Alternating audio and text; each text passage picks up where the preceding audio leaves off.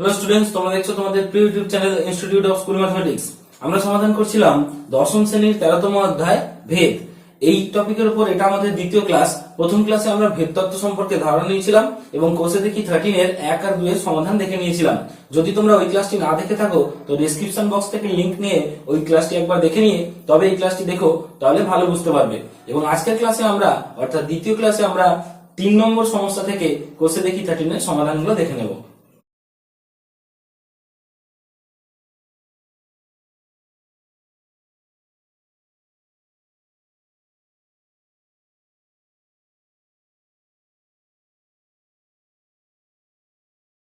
আমি 3 নম্বর সমস্যাটা পড়ছি, সঙ্গে সঙ্গে ডিসপ্লেতে দিয়ে দেওয়ার চেষ্টা করব, তোমরা সামনে বইটা রাখো, সুবিধা হবে। দেখো 3 নম্বর সমস্যায় আছে বিপিন কাপুর ট্যাক্সি 25 মিনিটে 14 কিমি পথ অতিক্রম করে। একই গতিবেগে ট্যাক্সি চালিয়ে 5 ঘন্টায় তিনি কতটা পথ যাবেন তা ভেদ তত্ত্ব প্রয়োগ করে হিসাব করি। দেখো আমাদের এখানে দুটো প্যারামিটার আছে, একটা হচ্ছে চলরাশি আছে, একটা হচ্ছে দেখো ট্যাক্সির সঙ্গে সময়ের একটা সম্পর্ক আছে আর ট্যাক্সির সঙ্গে একটা দূরত্বের মানে অতিক্রান্ত পথের সম্পর্ক আছে। তাহলে আমরা যদি সময়টাকে একটা চলরাশি আর অতিক্রান্ত পথটাকে একটা চলরাশি দিয়ে রিপ্রেজেন্ট করতে পারি, তাহলে আমরা এখানে ভেদ তত্ত্ব প্রয়োগ করতে পারবো। দেখো কিভাবে করছি। আমরা মনে করছি 3 এর 1, আমরা মনে করছি যে সময় রিপ্রেজেন্ট করে এক্স আর অতিক্রান্ত পথ রিপ্রেজেন্ট করে ওয়াই। তাহলে মনে করি সময় ও অতিক্রান্ত পথ প্রকাশ করে দুটি চলরাশি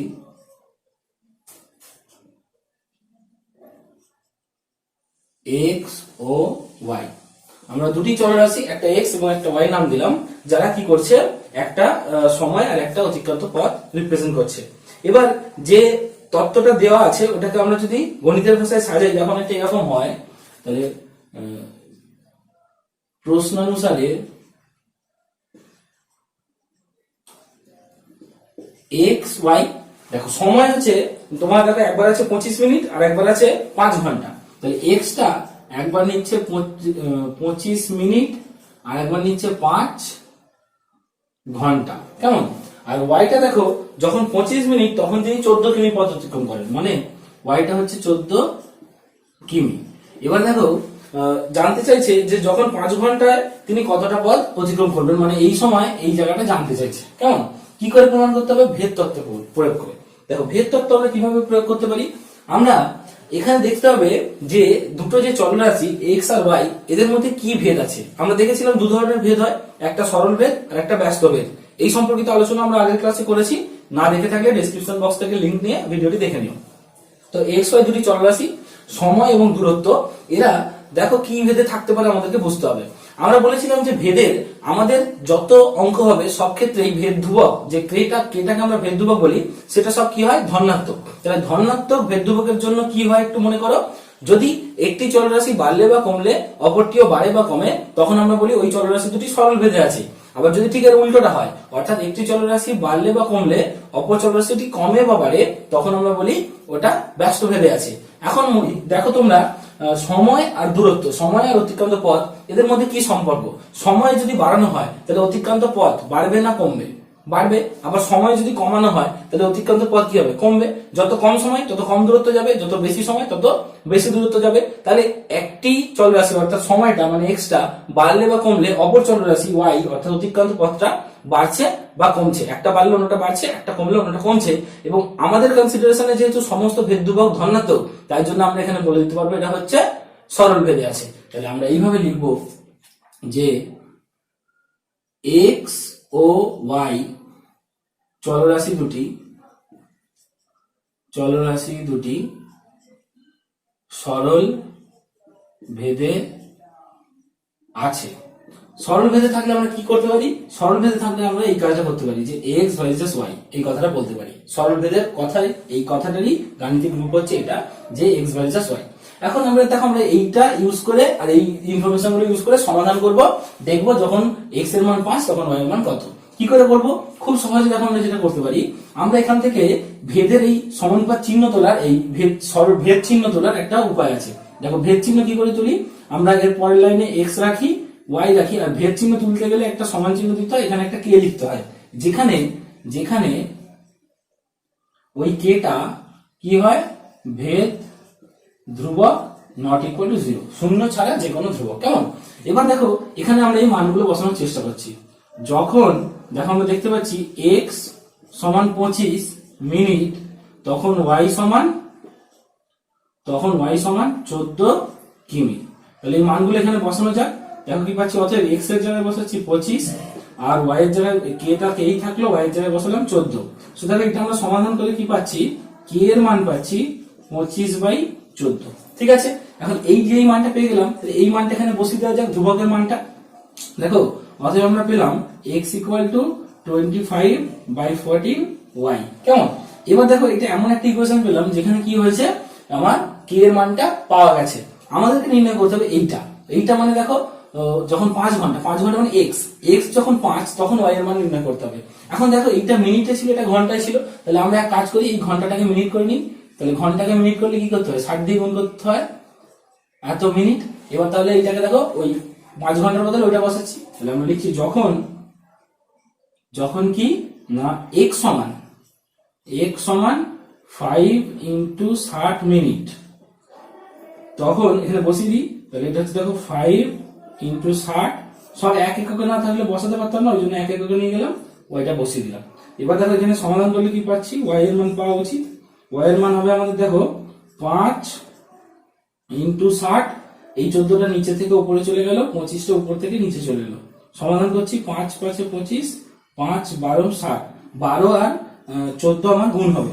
দেখো তো 12 আর 14 গুণ করলে কত হচ্ছে, 14 12, 8 2 1 4, 1 6 8, 168, সো 168, আর এটা তো তোমার কিমিতে বেরোবে। সো 5 ঘন্টায় ওই ট্যাক্সিটা 168 কিমি যাবে। দেখো সমাধানটা আমরা কিভাবে করলাম, সম্পূর্ণ ভেদ তত্ত্ব প্রয়োগ করে করেছি। আমরা ঐকিক নিয়ম করিনি, আমরা তোমার সরল সম্পর্ক, ব্যস্ত সম্পর্ক, তৈরাসিক করে করিনি। আমরা দেখো আরো অনেক রকম পদ্ধতি ছিল, গ্রাফিক্যাল পদ্ধতিতে সমাধান করা যেত, কোনো পদ্ধতি হেল্প নিলাম না, আমরা শুধুমাত্র ভেদ তত্ত্ব প্রয়োগ করে করেছি। এবং এইটাই হলো ভেদ তত্ত্বের একটা কার্যকারী জায়গা, যেখানে আমরা কি করতে, শুধু দেখো কি সম্পর্ক আছে বুঝে নিতে হচ্ছে, সরল ভেদ না ব্যস্ত ভেদ। এখানে যে দেখলাম সরল ভেদে আছে, তাহলে এটা লিখলাম, তারপরে সবই বীজগণিত। কেমন? এবার চলে আসবো আমরা পরের অঙ্ক, 2 নম্বর অঙ্ক। 2 নম্বর অঙ্কে আছে, আমাদের স্কুলের প্রথম শ্রেণীর 24 জন শিশুর মধ্যে এক বাস্ত সন্দেশ সমান ভাগে ভাগ করে দিলাম এবং প্রত্যেকে 5টি করে গোটা সন্দেশ পেল। যদি শিশুর সংখ্যা 4 জন কম হতো, তবে প্রত্যেকে কতগুলি গোটা সন্দেশ পেত, তা ভেদ তত্ত্ব প্রয়োগ করে হিসাব করি। দেখো আমরা এই অঙ্কটাকে এইখানে করে দেখাচ্ছি, আমরা এই অঙ্কটা মুছছি না, তার কারণ তোমরা বুঝতে পারবে যে প্রত্যেকটা অঙ্ক একই রকম প্যাটার্নে হয়, প্যাটার্নটা কিন্তু একই। তাহলে আমরা যদি ওই ধাপগুলো মনে রাখতে পারি, ওই ছন্দটা মনে রাখতে পারি, সব অঙ্ক করতে পারবো। তো এখানে কি কি চলরাশি আছে দেখো, এখানে আছে শিশুর সংখ্যা আর দেখো সন্দেশের সংখ্যা, মানে কজন শিশু কটা সন্দেশ পেল। তাহলে দেখো আমরা 3 দাগে 2 করছি, তাহলে এখানে মনে করি সময় আর অতিক্রান্ত পদ বদলে কি হয়ে যাবে, শিশুর সংখ্যা আর সন্দেশের সংখ্যা। বুঝতে পারছো? মনে করি শিশু সংখ্যা ও সন্দেশ সংখ্যা প্রকাশ করে দুটি চলরাশি x ও y। বোঝা গেল? তাহলে যে দুটো ওখানে আমরা থাকবে তাদেরকে চলরাশি ধরে নেবো, এটা হলো প্রথম কাজ। তারপরে এবার প্রশ্ন অনুসারে এই ছকটা বানাতে হবে। কি কি না, x কত হলে y কত। দেখো এখানে বলছে যে 24 জন শিশুর মধ্যে ভাগ করতে প্রত্যেকে 5টা করে গোটা সন্দেশ পেয়েছে। তাহলে শিশুর সংখ্যা যখন 24, তখন প্রত্যেকে পাচ্ছে 5টা করে সন্দেশ। এবার বলছে শিশুর সংখ্যা 4 জন কম হলে, আচ্ছা 4 জন কম হওয়া মানে শিশুর সংখ্যাটা কত, তার মানে শিশুর সংখ্যাটা 24 থেকে 4 কম, অর্থাৎ 20 জন, তখন তোমার কটা করে সন্দেশ পাবে নির্ণয় করতে বলছে। বুঝতে পেরেছো? আমরা কিন্তু 4 লিখবো না, আমরা লিখবো 4 জন কম মানে 20 জন, শিশুর সংখ্যাটা লিখতে হবে, কতজন কম লিখলে হবে না। ওকে, এবার দেখো x y দুটি চলরাশি কি ভেদে আছে আমাদেরকে চেক করতে হবে। দেখো শিশুর সংখ্যা আর সন্দেশের মধ্যে কি সম্পর্ক। মনে করো আমরা যদি মনে করি, দেখি যে একই পরিমাণ সন্দেশ ভাগ হচ্ছে, যদি দেখি যে শিশু বেড়ে যাচ্ছে, তাহলে সন্দেশ প্রত্যেকে কি পাবে, কম পাবে। আবার যদি দেখি যে শিশুর সংখ্যা কমে যাচ্ছে, তাহলে প্রত্যেকে সন্দেশ বেশি পাবে, কারণ মোট সন্দেশের পরিমাণটা ফিক্স, অর্থাৎ সেই সন্দেশটাই কম জন হলে বেশি বেশি করে ভাগ পাবে, আর বেশি জন হলে কম কম করে ভাগ পাবে। তার মানে শিশুর সংখ্যা বাড়লে সন্দেশের সংখ্যা কমে যাচ্ছে, তাদের পাওয়া সন্দেশের সংখ্যা কমে যাচ্ছে। তাহলে একটা বাড়লে অন্যটা কমছে, তার মানে এরা ব্যস্ত সম্পর্কে আছে, ব্যস্ত ভেদে আছে। কেমন? তো দেখো আমরা এইভাবে করছি, এক্স ওয়াই চলরাশি দুটি, তাহলে এখানে কি লিখবো? সরল ভেদে থাকবে না, কি লিখবো? ব্যস্ত ভেদে আছে, ব্যস্ত ভেদে আছে। আর যখন ব্যস্ত ভেদে থাকে তখন কি এটা লিখতে পারি? তখন কি লিখবো? তখন লিখবো এক্স ভার্সেস 1/y। এটা কিন্তু আমরা যদি y ভার্সেস 1/x লিখি একই হবে। কেমন? তো এই হয়ে গেল। আবার এই ভ্যারিসেস চিহ্ন এবার তুলতে হবে, তুলতে গেলে কি করতে হবে? ভ্যারিসেস এর বদলে ইকুয়াল দিতে হবে, আর একটা কনস্ট্যান্ট আনতে হবে, আর নিচে y, যেখানে k ভেদ ধ্রুবক নট ইকুয়াল টু 0। বোঝা গেল? ভ্যারিসেস চিহ্নটা গেল। এবার আমাদেরকে এখানে ভ্যালু গুলো বসিয়ে দেখতে হবে। দেখো আমরা কি করছি, আমরা x এর ভ্যালু বসাচ্ছি। প্রথমে 24 জন শিশু, প্রত্যেকে দেখো 5 টাকা করে সন্দেশ। আচ্ছা, তাহলে দেখো তো কি হচ্ছে, আমরা এই ভ্যালুগুলো যদি এখানে বসাই, আমরা এরপরেরটা মুছে দিচ্ছি তাহলে বুঝতে সুবিধা হবে। দেখো আমরা প্রত্যেকে হচ্ছে এই ভ্যালুগুলো এখানে বসাচ্ছি। x এর ভ্যালু দেখো 24, আচ্ছা k থাকলো, y এর ভ্যালু 5। তাহলে দেখো এখান থেকে সমাধান করলে আমরা k এর মান পাবো 24 × 5। আমরা গুণ করছি না, পরে তো কাটাকুটি করবো। এবার এই ভ্যালুটা এখানে বসিয়ে দিচ্ছি। অতএব x = k এর জায়গায় বসাচ্ছি 24 × 5/y। এবার আমাদের কি নির্ণয় করতে হবে? যখন 20 জন শিশু, তখন প্রত্যেকে কটা করে সন্দেশ পাবে। তাহলে আমরা লিখবো যখন x = 20, এই যে 20 জন শিশু, x = 20, তখন এখানে বসিয়ে দিচ্ছি 20 = 24 × 5/y। দেখো সমাধান করলে আমরা পাচ্ছি y = y টা এদিকে চলে গেল, 20টা নিচে চলে গেল, 24 × 5/20। দেখো 5 দিয়ে কাটলে 4 × 5 = 20, 4 × 6, সো এটা হলো 6, y এর মান হলো 6। তাহলে প্রত্যেক শিশু কটা করে সন্দেশ পাবে? 6টি করে সন্দেশ পাবে। কত সহজ! দেখো প্রত্যেকটা অঙ্ক এক প্যাটার্ন। কোশ্চেনটাকে সাজাও, কি ভেদে আছে দেখো, মানগুলো বসাও, ভেদের মান নির্ণয় করো, আবার একটা চলরাশি মান নির্ণয় করো। কেমন? এবার চলে এসে আমরা 3 নম্বর অঙ্ক দেখি। 3 নম্বর অঙ্কে আছে, একটি পুকুর কাটতে 50 জন গ্রামবাসীর 18 দিন সময় লেগেছে। পুকুরটি 15 দিনে কাটতে হলে অতিরিক্ত কতজন লোকের কাজ করতে হবে তা ভেদতত্ত্ব প্রয়োগ করে হিসাব করি। দেখো আমরা দেখতে পাচ্ছি এখানে হচ্ছে পুকুর কাটা হচ্ছে, সঙ্গে তোমার দিনের সম্পর্ক আছে। কিছু লোক আর দিন, লোক আর দিন মিলে পুকুরটা কাটা হচ্ছে, মানে দুটো চলরাশি হবে, গ্রামবাসী সংখ্যা বা লোক সংখ্যা, আর একটা হবে দিন সংখ্যা। তাহলে আমরা 3 নম্বর অঙ্ক করছি। দেখো 3 নম্বর অঙ্ক মনে করি এখানে তাহলে কি হবে, শিশু সংখ্যা সন্দেশ বদলে করে দিতে হবে, শুধু হচ্ছে লোক সংখ্যা ও দিন সংখ্যা প্রকাশ করে দুটি চলরাশি x ও y। যেই আমরা দুটি চলরাশি নিয়ে নিলাম, তাহলে এই ছকটা তৈরি করি। কি দিয়েছে দেখো, দিয়েছে এখানে যে 50 জন গ্রামবাসী 18 দিনে একটা পুকুর কাটতে সময় লেগেছে। তাহলে লোক সংখ্যা যখন 50, তখন সময় লেগেছে 18 দিন। কেমন? লোক সংখ্যা, দিন সংখ্যা। এবার জানতে চাইছে যে পুকুরটিকে 15 দিনে কাটতে হলে অতিরিক্ত কজন লোক প্রয়োজন। তার মানে দিনটা বলে দিচ্ছে 15 দিন, তাহলে এইখানে লোকটা প্রয়োজন। কেমন? আর এখানে একটু নোট করতে হবে যে বলছে অতিরিক্ত কতজন লোক প্রয়োজন। এখন অতিরিক্ত মানে কি, এখানে যে লোকটা বেরোবে সেটা এর থেকে কত বেশি সেটা জানতে চাইছি। তো আগে আমরা এখানে লোক সংখ্যাটা নির্ণয় করবো। কেমন? দেখো আমরা কি করছি, দুটি চলরাশি x y কি ভেদে আছে দেখতে হবে। কার কার? দেখো লোক সংখ্যার সঙ্গে দিন সংখ্যা। মনে করো কাজটা হচ্ছে পুকুর কাটা, ওই একই পরিমাণ পুকুর কাটতে যখন আমি লোক বাড়িয়ে দেবো, তখন কি হবে, কম দিনে কাটা হবে না বেশি দিনে কাটা হবে?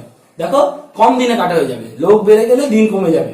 আবার যদি লোক আমি কমিয়ে দিই, তাহলে কাজটা একটু বেশি দিন ধরে করাতে হবে, তবে পুকুরটা কাটা হবে। তাহলে একটা জিনিস কমলে অন্যটা বেড়ে যাচ্ছে, একটা বাড়লে অন্যটা কমে যাচ্ছে, তার মানে এটা ব্যস্ত ভেদে আছে।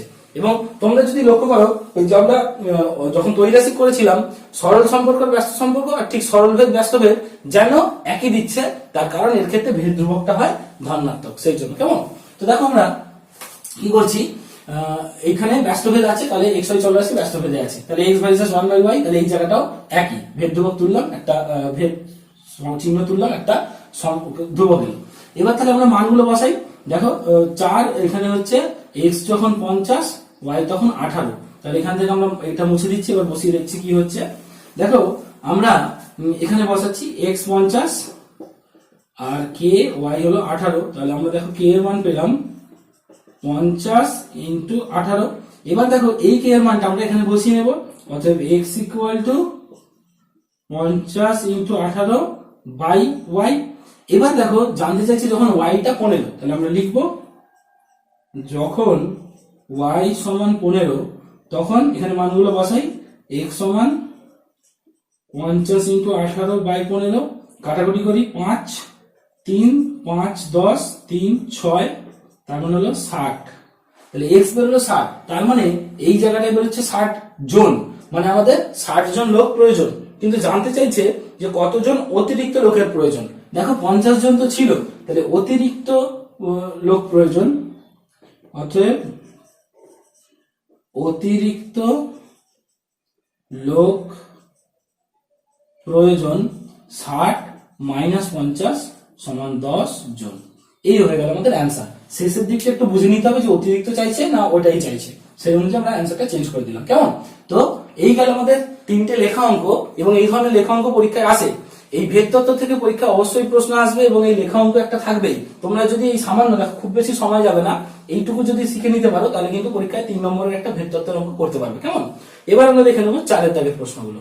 দেখো 4 প্রথম প্রশ্নে আছে y x এর বর্গমূলের সঙ্গে সরলভেদে আছে এবং y নয় যখন x নয়, x এর মান নির্ণয় করি যখন y সমান 6। দেখো আমরা ঠিক এর আগে যে লেখা অঙ্কগুলো করলাম তারই একটু সিম্পলেস্ট ফর্মে এই অঙ্কগুলো দেওয়া আছে। ঠিক যেরকম বলছে আমরা সেরকম অর্ডারটা ফলো করতে থাকলে অঙ্কটা হয়ে যাবে। দেখো বলছে y x এর বর্গমূলের সঙ্গে সরলভেদে আছে, তাহলে দেখো y x এর বর্গমূল এর সাথে সরলভেদে আছে। দেখলে আমরা ঠিক ভাষাটা ফলো করে করে করলাম, y x এর বর্গমূলের সাথে সরলভেদে আছে, ঠিক ওই কথাটার মানে এটা। এবার জানতে চাইছে যখন y নয় যখন x নয়। দেখো আমরা কিভাবে করতে পারি, আগে এই ভেদ ধ্রুবকটা তুলে নিই। তাহলে আমরা এরপর জানে বলতে পারি বা y equal to k into root over of x, যেখানে k নট ইকুয়াল টু 0 ভেদ ধ্রুবক। আমি এখানে এবার কি করতে পারি, দেখো y equal two 9 x equal to 9, তাহলে এটা বলা আছে যে y ইকুয়াল টু 9 যখন x ইকুয়াল টু 9। ভ্যালুগুলো বসানো যাক, y এর জায়গায় বসাচ্ছি 9 k ইন্টু রুট 9, সমাধান করলে পাচ্ছি দেখো 9 equal to k into 3, so আমরা পাচ্ছি k ইকুয়াল টু 3। এই k এর মান যখনই পাবো ওখানে আমরা বসিয়ে দেবো, অর্থাৎ y equal to 3 root x। কেমন? এবার দেখো কি হচ্ছে, এবার বলছে যখন y সমান 6 তখন x এর মান নির্ণয় করতে হবে। তাহলে আবার করি, যখন y সমান 6, তাহলে y 6 হলে এখানে বসাই 6 ইকুয়াল টু 3 রুট x। দেখো সমাধান করলে আমরা পাচ্ছি, এটা দিকে ভাগ করে দিচ্ছি, তাহলে 2 ইকুয়াল টু রুট x। তাহলে x এর মান আমাদের কি হচ্ছে বলতো 4 ইকুয়াল টু x, দুদিকে বর্গ করে দিলাম, সো আমরা যেটা পেলাম এটা ঘুরিয়ে লিখি x ইকুয়াল টু 4। আশা করি বুঝতে পেরেছো, একদম সহজ অঙ্ক। আমরা যেমন আগের বারে অঙ্কটা পড়ে পড়ে এইটা তৈরি করেছিলাম, এখানে এটা বলে দিয়েছে, তারপরে বাকিটা সেম। কেমন? এবার চলে এসো আমরা এরপরে 2 এর অঙ্কটা দেখে নিই। 2 নম্বরে আছে দেখো x y এর সঙ্গে সরলভেদে এবং z এর সঙ্গে ব্যস্তভেদে আছে। y 4 z 5 হলে x সমান 3 হয়, আবার y 16 z 30 হলে x এর মান হিসাব করি। দেখো এখানে 3টে চলরাশির কথা বলা হয়েছে। কি কি? 3টে চলরাশি x y আর z, এরকম 3টে চলরাশির কথা বলা হয়েছে। কি দেওয়া আছে? দেওয়া আছে যেটা এরকম যে x y এর সঙ্গে সরলভেদে, তাহলে এইটুখানি কথা মানে আমরা যদি বলি x y এর সঙ্গে সরলভেদে, এর মানে এটা। এবং আরেকটা দেওয়া আছে z এর সঙ্গে ব্যস্তভেদে আছে, তার মানে দেখো আমরা এইটা বলতে পারি x ভ্যারিজেস 1/z, ব্যস্তভেদ মানে 1/z দিয়ে লিখতে হয়। সো দেখো আমরা দুটো জিনিস পেয়ে গেলাম, একটা হচ্ছে x এর সঙ্গে y এর এবং সরলভেদ, আর x এর সঙ্গে z এর ব্যস্তভেদ। এবার দেখো আমাদেরকে যে ভ্যালুগুলো দেওয়া আছে সেটা হচ্ছে x y এর ভ্যালু আর z এর ভ্যালু 4 5 হলে x এর মান 3 হয়। তাহলে আমরা কি করতে পারি, এইখানে আলাদা আলাদা করে যদি করি আমাদের কিন্তু সমস্যা হবে।